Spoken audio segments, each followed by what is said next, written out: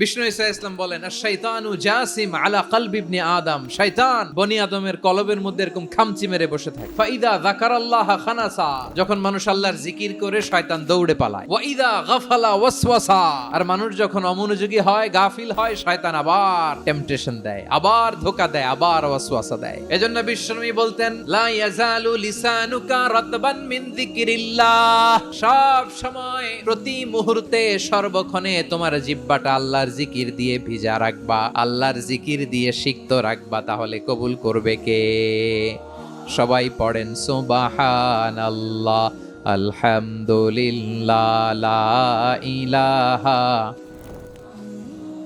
সুবহানাল্লাহ, আলহামদুলিল্লাহ, লা ইলাহা ইল্লাল্লাহু মুহাম্মাদুর রাসূলুল্লাহ সাল্লাল্লাহু আলাইহি ওয়াসাল্লাম।